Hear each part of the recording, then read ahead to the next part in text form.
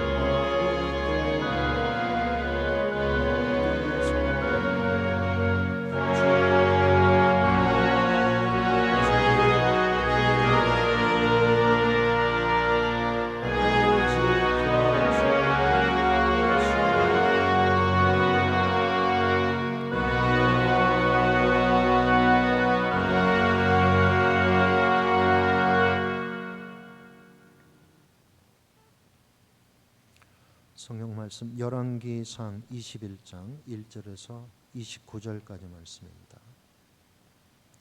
열왕기상 21장 1절에서 29절까지 말씀 함께 봉독합니다. 1절 말씀부터 봉독하겠습니다. 그 후에 이 일이 있으니라. 이스라엘 사람 나봇에게 이스라엘의 포도원이 있어 사마리아 왕 아합의 왕궁에서 가깝더니 아합이 나봇에게 말하여 이르되 내 포도원이 내 왕궁 곁에 가까이 있으니 내게 주어 시소밭을 삼게 하라. 내가 그 대신에 그보다 더 아름다운 포도원을 내게 줄 것이요 만일 내가 좋게 여기면 그 값을 돈으로 내게 주리라.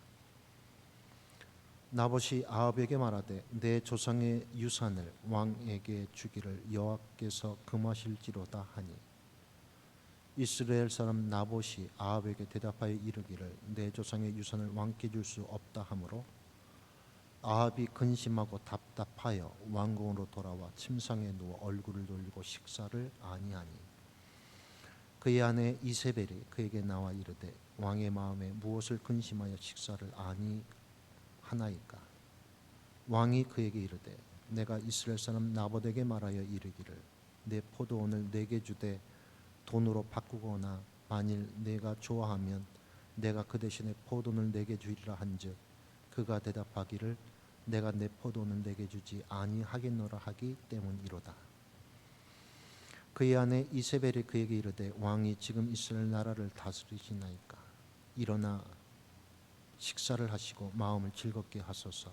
내가 이스라엘 사람 나봇의 포도원을 왕께 드리리이다 하고 아합의 이름으로 편지들을 쓰고 그 인을 치고 봉하여 그의 성읍에서 나봇과 함께 사는 장로와 귀족들에게 보내니 그 편지 사연에 이르기를 금식을 선포하고 나봇을 백성 가운데 높이 앉힌 후에 불량자 두 사람을 그의 앞에 마주 앉히고 그에게 대하여 증거하기를 네가 하나님과 왕을 저주하였다 하게 하고 곧 그를 끌고 나가서 돌로 쳐 죽이라 하였더라.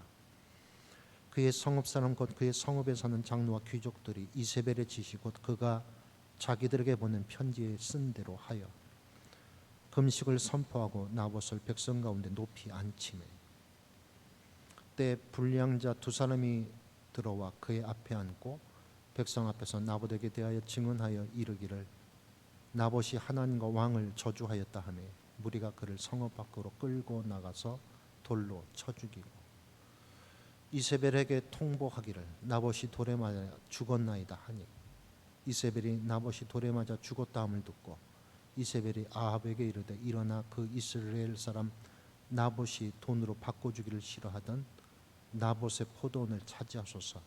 나봇이 살아있지 아니하고 죽었나이다. 아합은 나봇이 죽었다 함을 듣고 곧 일어나 이스라엘 사람 나봇의 포도원을 차지하라 그리로 내려갔더라. 여호와의 말씀이 디셋 사람 엘리야에게 임하여 이르시되 너는 일어나 내려가서 사마리아에 있는 이스라엘의 아합 왕을 만나라. 그가 나봇의 포도원을 차지하러 그대로 내려갔더니 너는 그에게 말하여 이르기를 여호와의 말씀이 내게 죽이고 또 빼앗았느냐 하셨다 하고 또 그에게 이르기를 여호와의 말씀이 개들이 나봇의 피를 핥는 곳에서 개들이 내 피고 내 몸의 피도 핥으리라 하였다 하라. 아합이 엘리야에게 이르되 내 대적자여 내가 나를 찾았느냐. 대답하되 내가 찾았노라.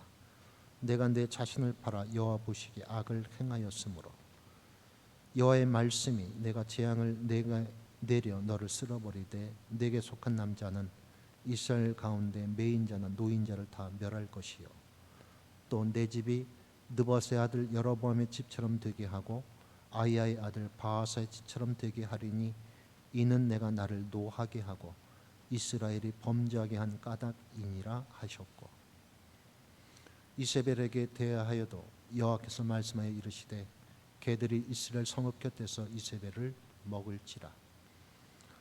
아합에게 속한 자로서 성읍에서 죽은 자는 개들이 먹고 들에서 죽은 자는 공중의 새가 먹으리라고 하셨느니라 하니 예로부터 아합과 같이 그 자신을 팔아 여호와 앞에서 악을 행한 자가 없음은 그를 그의 아내 이세벨이 충동하였습니다. 그가 여호와께서 이스라엘 자손 앞에서 쫓아내신 아모리 사람의 모든 행함같이 우상에게 복종하여 심히 가증하게 행하였더라. 아합이 이 모든 말씀을 들을 때 그의 옷을 찢고 굵은 배로 몸을 동이고 금식하고 굵은 배에 누우며 또 풀이 주고 다니더라. 여호와의 말씀이 디셋 사람 엘리야에게 임하여 이르시되 아합이 내 앞에서 겸비함을 내가 보느냐. 그가 내 앞에서 겸비함으로 내가 재앙을 저의 시대에는 내리지 아니하고 그 아들의 시대에야 그의 집에 재앙을 내리리라 하셨더라. 아멘. 오늘 본문 말씀은 아합 왕이 자신의 왕궁 근처에 있는 이스라엘 사람 나봇의 포도원을 빼앗는 이야기입니다. 아합은 나봇에게 더 좋은 포도원을 주거나 그 밭을 돈으로 사겠다고 했지만 나봇은 거절을 합니다. 왜냐하면 이스라엘의 모든 땅의 주인은 하나님이시기 때문입니다. 단지 그 땅을 이스라엘 사람들에게 하나님께서 분배해 주신 것입니다. 하나님께서 주신 땅을 잘 지키며 후손들에게 물려주어야만 하는 것입니다. 나봇은 이처럼 하나님의 말씀을 충실하게 지키는 사람이었습니다.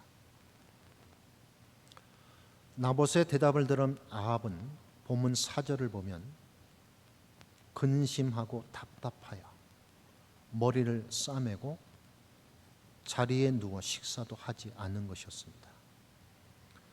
바로 그때 아합의 아내 이세벨은 나봇의 포도원을 빼앗아 아합에게 주기 위해 아주 사악한 계략을 꾸몄습니다. 본문 8절로부터 10절 말씀을 보면 이세벨의 계략은 마치 아합 왕이 편지를 쓴 것처럼 합법적인 절차로 위장을 합니다. 그리고 금식을 선포하여 경건함으로 위장을 합니다. 그리고 불량배 2명으로 거짓 증언을 하게 함으로써 나봇을 돌에 맞아 죽게 하였습니다. 그러나 이 사건은 이세벨의 단독 범행이 아니었습니다. 본문 11절 말씀을 보면 나봇과 같은 성에 사는 장로와 귀족들이 나봇의 무죄함을 알고도 아합 왕과 이세벨의 미움을 받을까 봐 나봇을 희생양으로 삼은 것입니다. 오늘날도 악이 지배하는 사회에서 무죄한 사람에게 죄를 덮어씌우고 매장시키는 일은 종종 있는 일입니다. 악한 것임을 알고서도 자기에게 피해가 올까 봐 협조를 하게 되는 것입니다. 이세벨은 아합이 갖지 못해 안달이 났던 나봇의 포도원을 손에 쥐어주었습니다.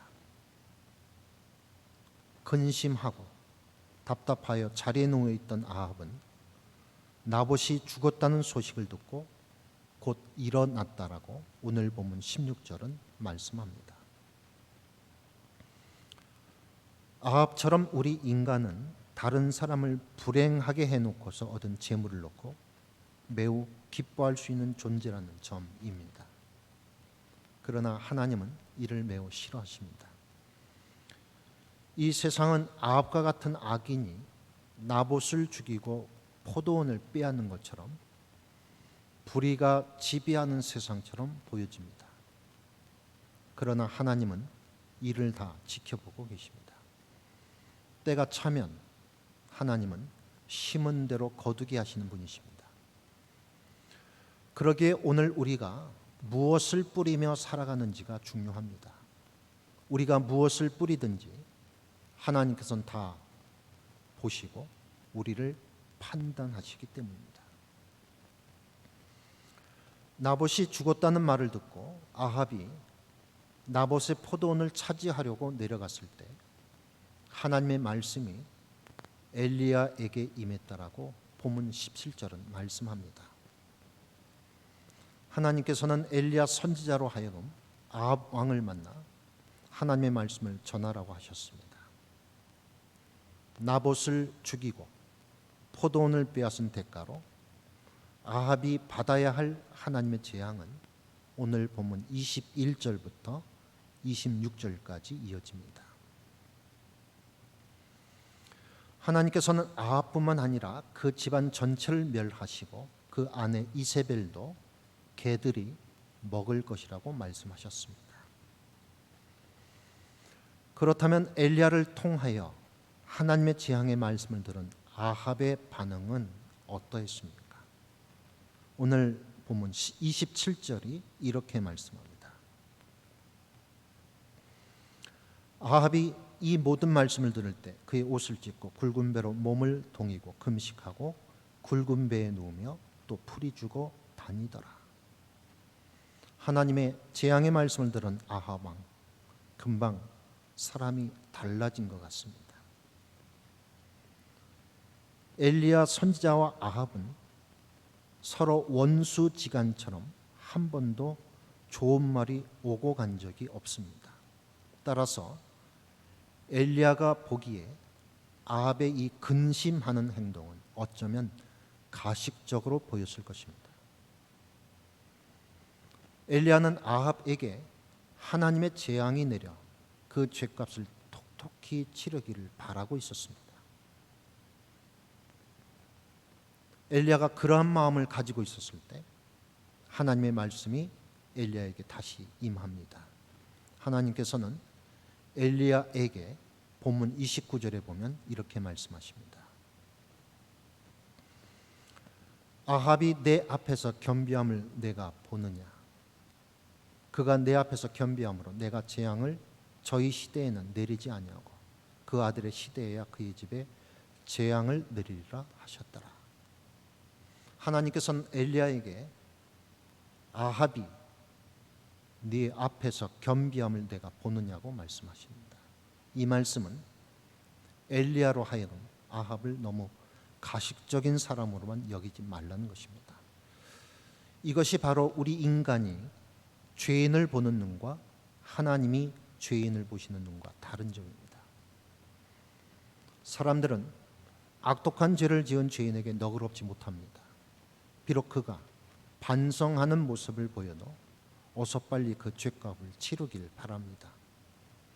그러나 하나님은 조금 전까지만 하더라도 나봇의 억울한 죽음을 당장이라도 아합 왕에게 갚아주신 것처럼 엘리야를 통해 재앙을 선포했지만 아합의 뜻밖의 겸비한 모습을 보시고는 그 재앙을 아합의 시대에 내리지 않고 그 아들의 시대에 내리시기로 하셨습니다. 말하자면 아합의 형벌을 잠시 집행유예하신 것입니다. 인간은 다른 사람이 99가지를 잘하고 한 가지 잘못한 것으로 인해 그 잘한 것 99가지를 덮어버리지만 하나님은 우리가 99가지를 잘못했다 할지라도 한 가지 잘한 것이 있다면 그 한 가지 잘한 것으로 인해 그 잘못한 99가지를 덮으시며 인자한 눈으로 바라보시는 분이라는 것입니다. 커다란 폭풍과 소나기 속에 잠시 햇살이 비치는 것처럼 죄악의 폭풍과 소나기 속에 잠시 회개의 햇살이 비치기도 합니다. 하나님께서는 희미하게 비치는 회개의 햇살도 바라보아 주십니다. 하나님께서는 아합이 베옷을 입고 금식을 하고 풀이 죽어 다닌 모습을 보이는 그대로 받아주셨습니다. 하나님의 오래 참으심과 인자심은 우리의 생각을 뛰어넘는 것입니다. 악독한 아합 왕일지라도 겸비의 모습을 보일 때 하나님은 그것을 기뻐하시고 마음을 돌이켜 하나님께로 돌아오도록 재기의 기회를 주시는 분이십니다.